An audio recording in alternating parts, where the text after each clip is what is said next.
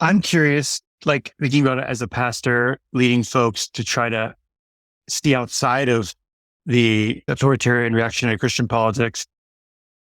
And I know from my own experience, the factors that changed it for me, but I'm wondering because you've talked to so many people, you're older, you've been embedded in this, you've given a lot more thought to it. What factors have you learned help people who hail from like maybe evangelical communities where these things were assumed and have had an evolution in their thinking? What factors are common to folks that actually make that leap and are able to see outside of authoritarian reactionary Christian politics?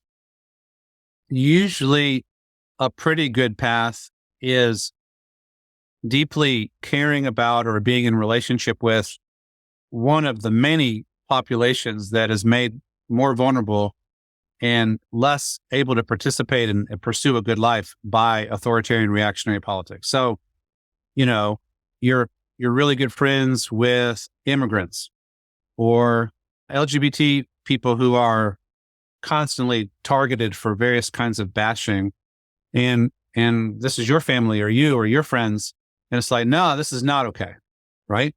Or women who still have to fight to have a voice equal to men in many churches.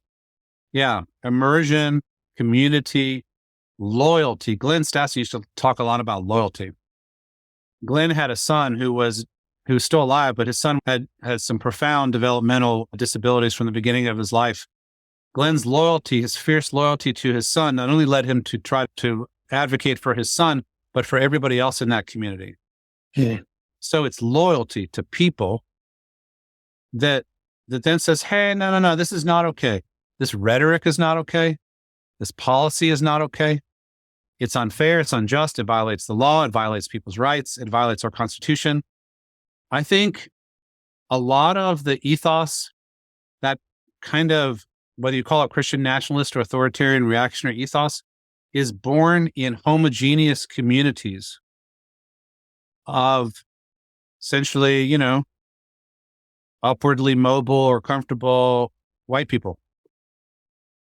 When you have more diversity than that, but any community, because there's built-in human diversity everywhere, if you're paying attention, it's hard not to see.